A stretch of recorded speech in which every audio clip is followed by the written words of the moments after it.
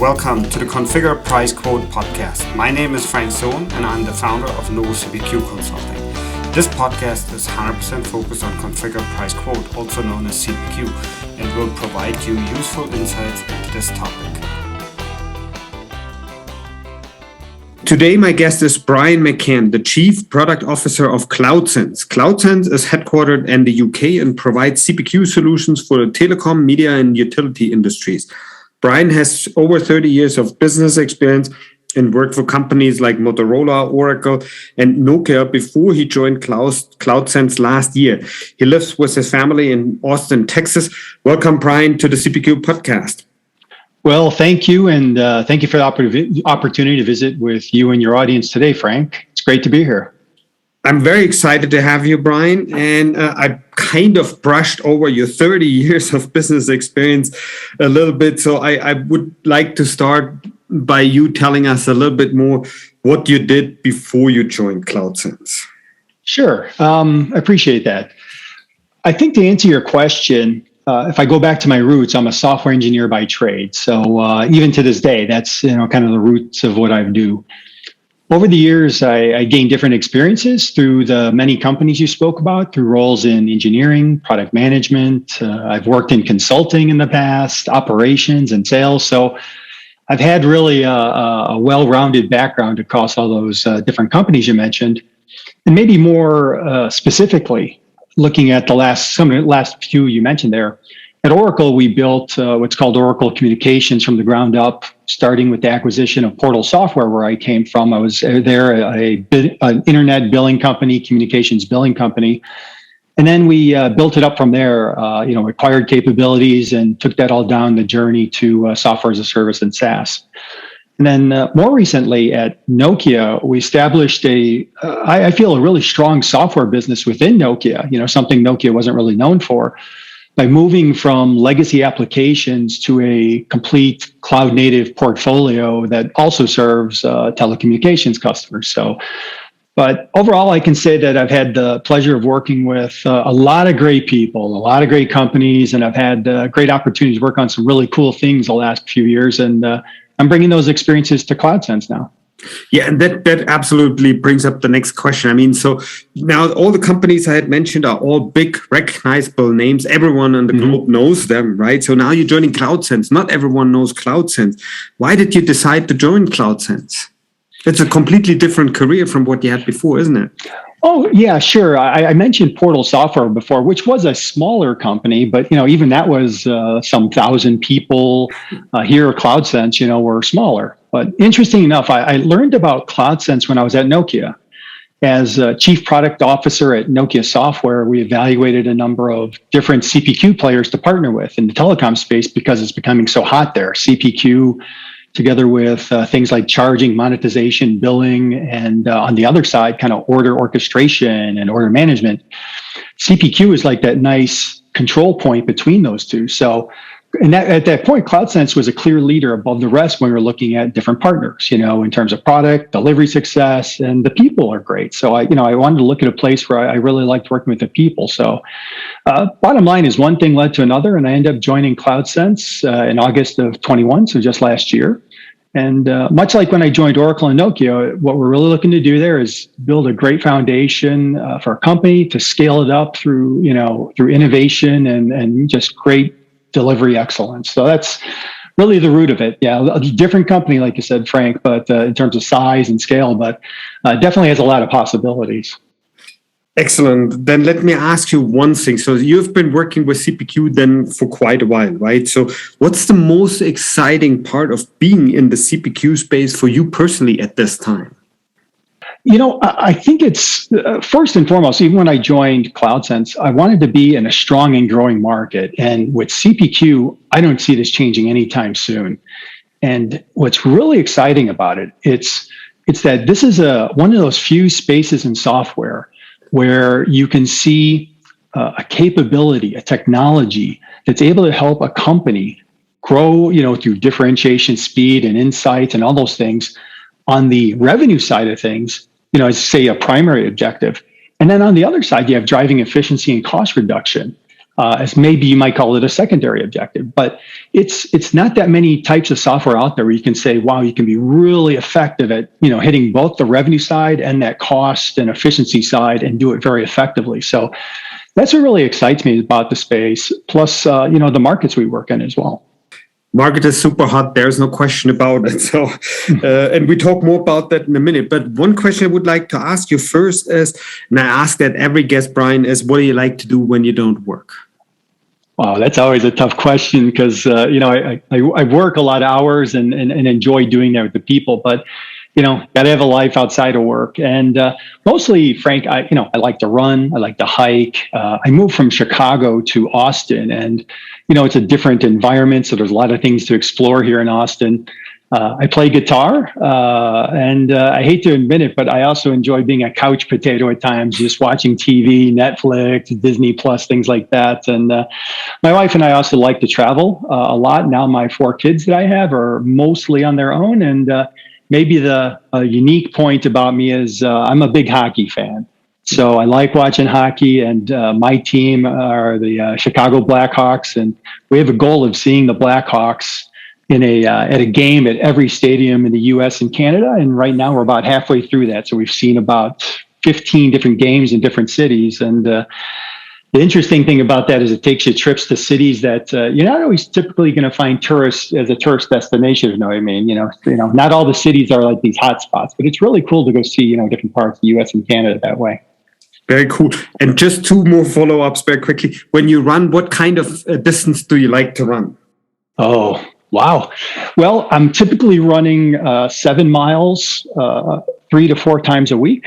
And then the other off days, I'm either doing some other type of training. And usually, I guess my joy, I only ran 1 5K in my entire life. And I did that in just over 20 minutes, like 20 minutes, 10 seconds or something like that. So a pretty good pace at that time for an old guy. So, nothing to write home about as a young guy, but it's just something I started doing later in life just to stay healthy, is just to start running.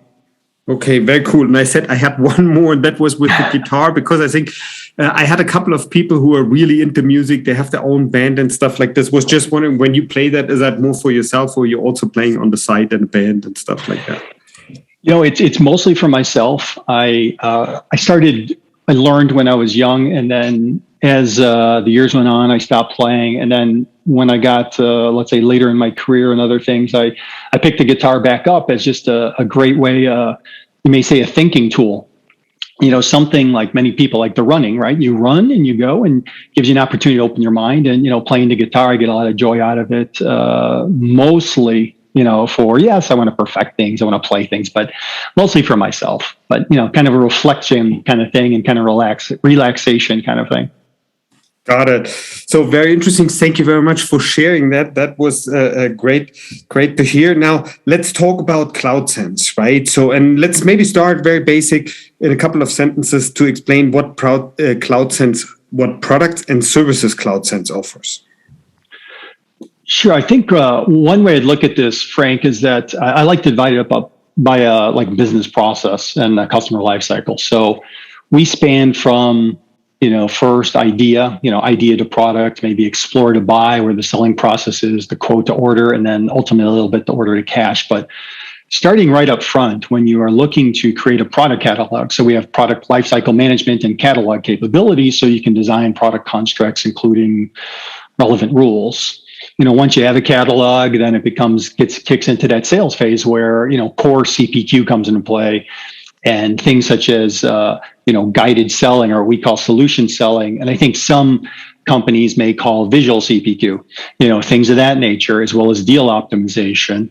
So that whole process there of exploring things to buying things.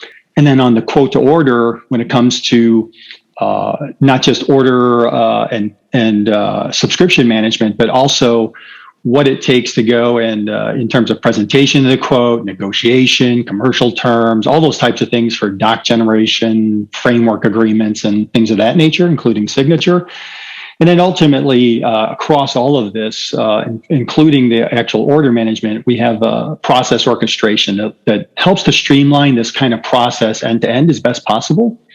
Again, there's different tools there for being able to do that as well. hopefully that gives a sense to, you and the audience a little bit about some of the capabilities we bring to the table.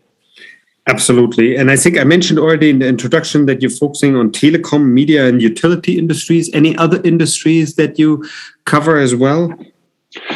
Well, I think the way I look at it is, yes, those are the primary industries, but we also have customers outside these segments that have complex B2B selling needs that makes our products a great fit. And what I've found in my career mostly is that when you have a good piece of software, whether it's ours or other companies, it can be leveraged to meet the needs of a customer or an industry that maybe you weren't even planning on. So, and that's been the case of CloudSense as well, where we have some customers outside of there. But yes, core markets, definitely telecom, media, utilities.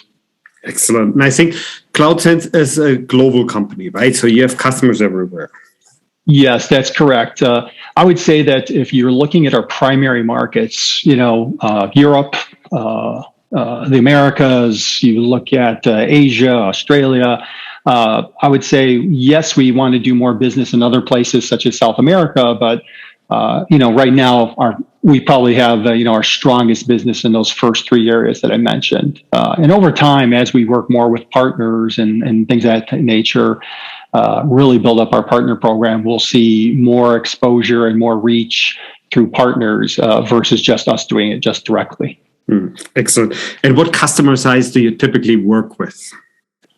Well, we're working with, again, there's different terms for this. I mean, we call it tier 1, 2, and 3. Some people call it large, medium, small. So really, that's the way to look at it. Depending on the situation, I would say we primarily have been focused on tier 2 and 3 with some tier 1. But in many cases, we're working with system integrator partners that are really the lead in the pursuit and delivery in tier 1.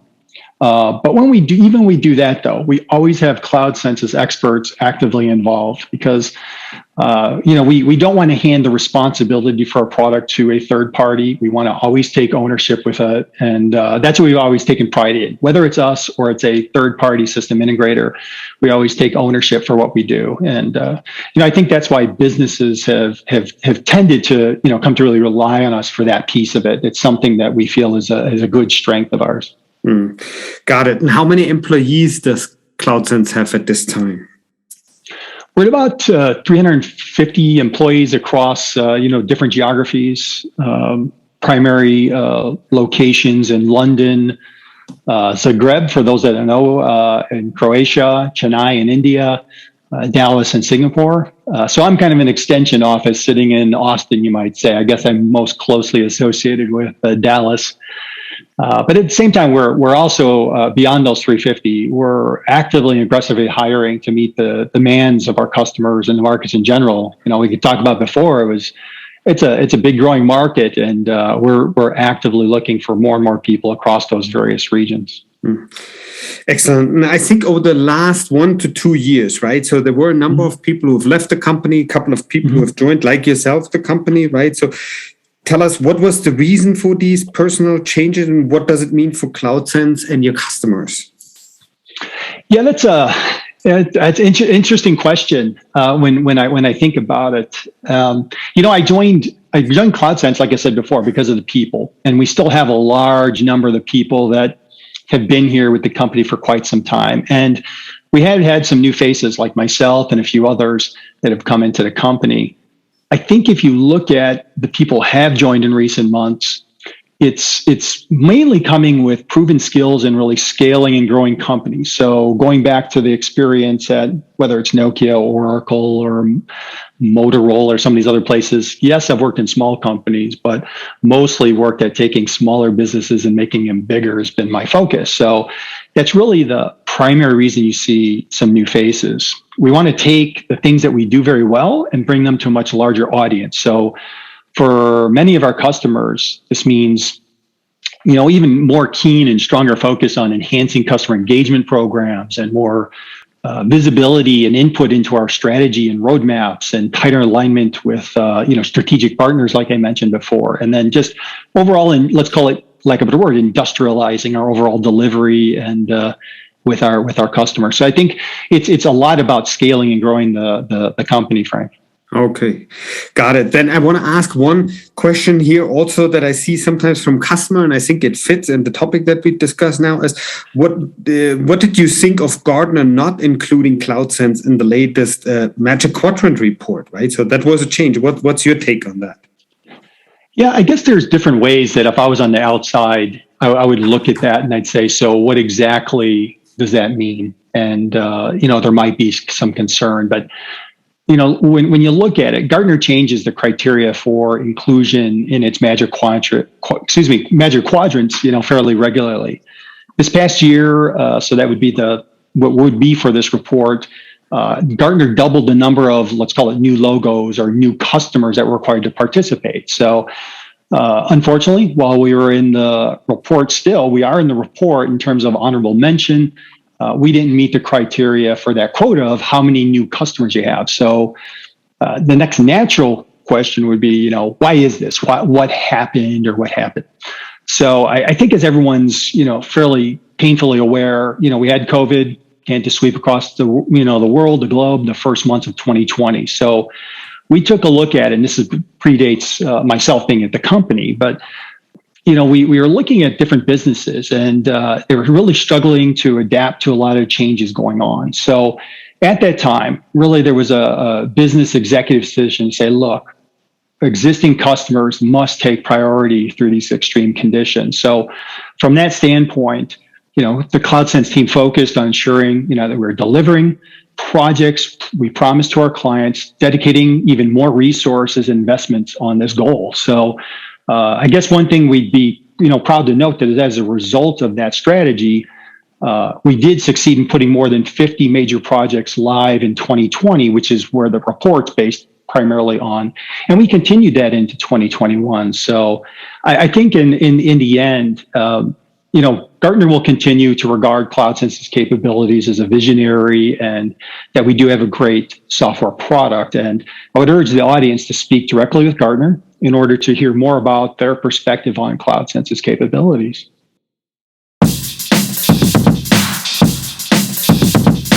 Novo CPQ Consulting helps you with all CPQ related questions.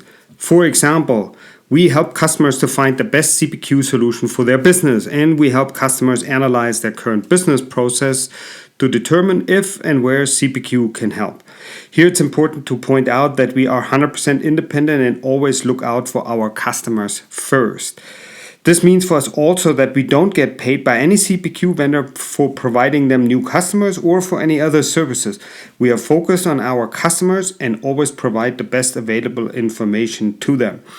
We also help system integrators to improve their services, and we offer the only CPQ industry subscription that provides monthly CPQ news and trends. We have many other services, so check it out today at novocpq.com. Send me an email to frank.sohn@novocpq.com to learn how we can help you with your CPQ questions, and keep us in mind when you look for 100% impartial CPQ advice. Then another question I wanted to ask you is about the Salesforce acquisition of Vlocity, now Salesforce Industries. How has that impacted CloudSense? Well, we continue to work closely with Salesforce's ISV partner program, and we continue to see opportunities in those same target markets. But of course, as you noted, look, it's acquiring a competitor like that does create a different dynamic in the relationship.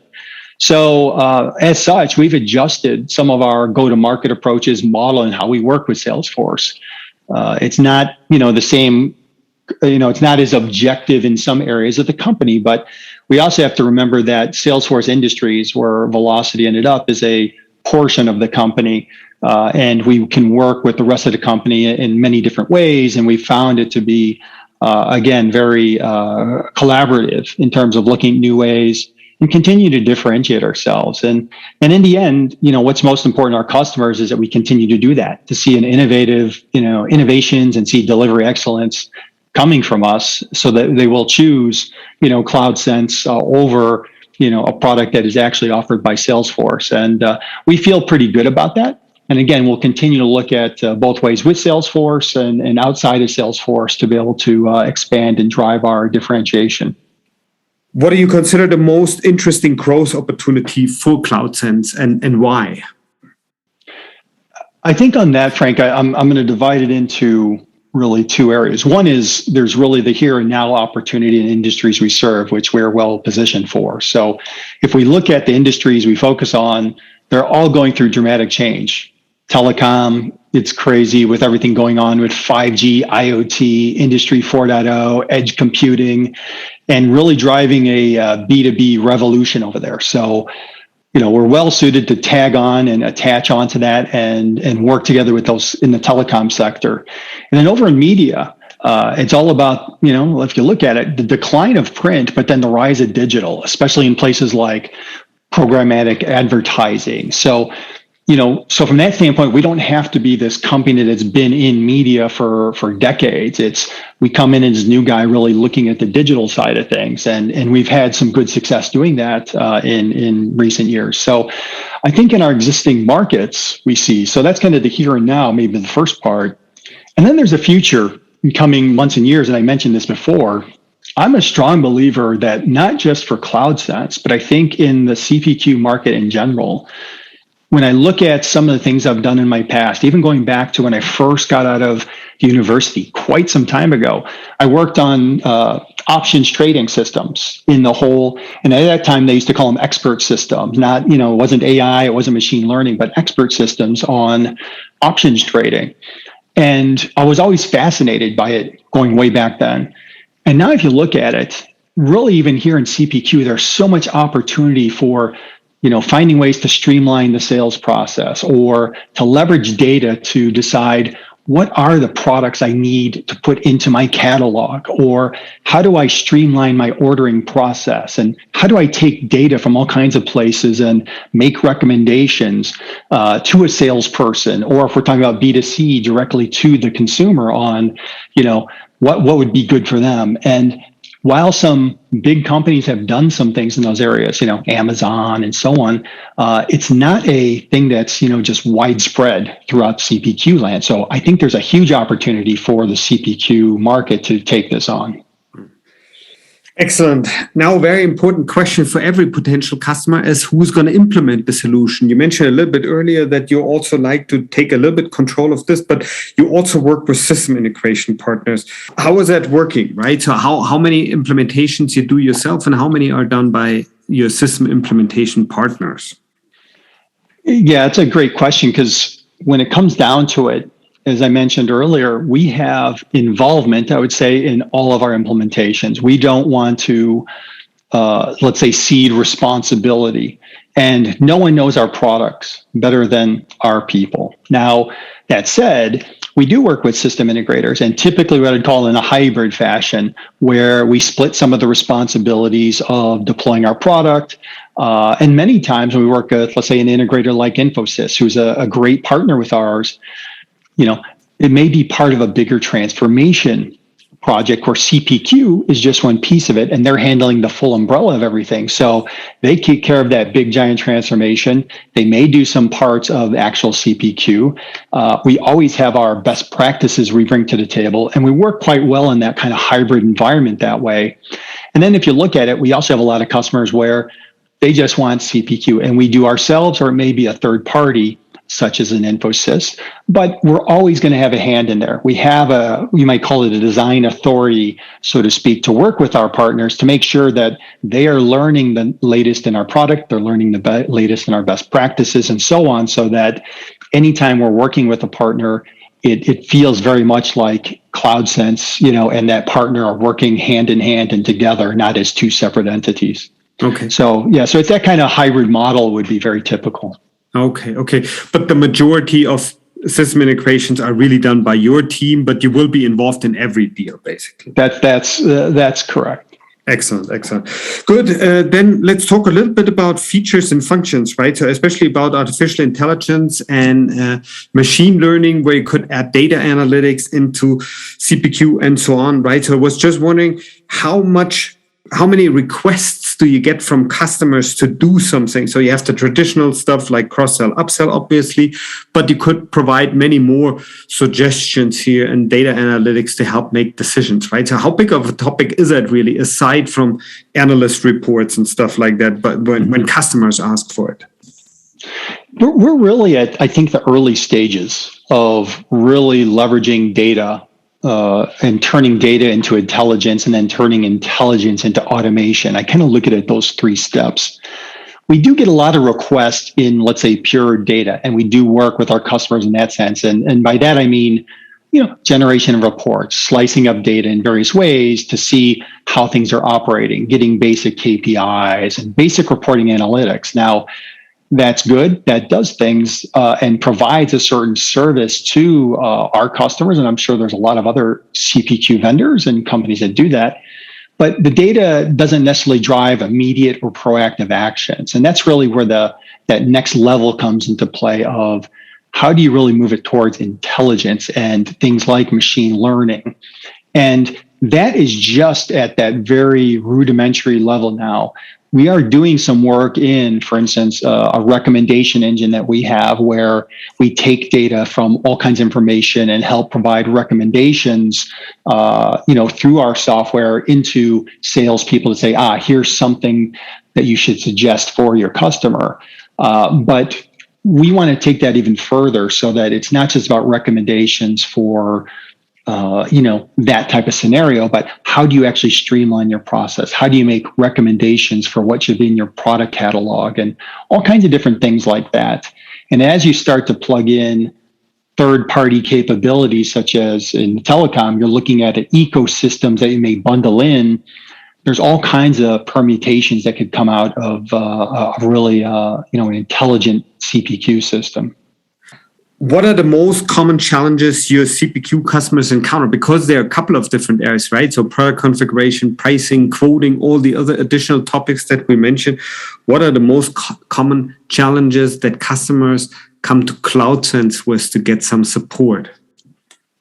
I guess if you look at each of our industries, they're all changing quickly. Digitization, growth of marketplaces and ecosystems, competitive landscapes, new technologies, and so on. They're common threads. If I have to pick one area that has been a real struggle, is that many of them have these siloed systems and they're drowning in a collection of legacy spreadsheets, old configurators, quoting, pricing systems. I've seen as many as some customers with as many as 50 plus different spreadsheets, configurators, and everything all over the place. And this typically happens in our industry because as the company's business continues to evolve over the years, the original system couldn't evolve with it. And then it creates this kind of hodgepodge of systems. So this really leads to inability to do what they want to do when they have to do it because they keep adding these kind of stovepipe or silo systems. So that's a huge thing that I see still out there, and that's fairly typical not only in CPQ but many different software systems out there right now. Excellent. Unfortunately, whenever it's interesting, time passes by fairly quickly, right? So we're already coming to the end of this episode. Hence, my last question is, what's a good way for interested listeners to contact you or your team in case they have any follow-up questions? Yeah, listeners can either check us out at cloudsense.com or feel free to contact me on LinkedIn or email me at brian.mccann@cloudsense.com, and I'm more than happy to field any sort of questions, follow-ups, or whatever it may be. And we will have all this information in the show notes. Brian, thank you very much for making time for the CPQ podcast today. Thank you, Frank, and thank you to the audience. Really appreciate the opportunity today. I'd like to thank everyone for listening and hope you learned something interesting today. If you like the podcast, please go ahead and rate it on iTunes or share it with your friends and colleagues. In the meantime, you can find us online at www.novocpq.com. So long, everyone.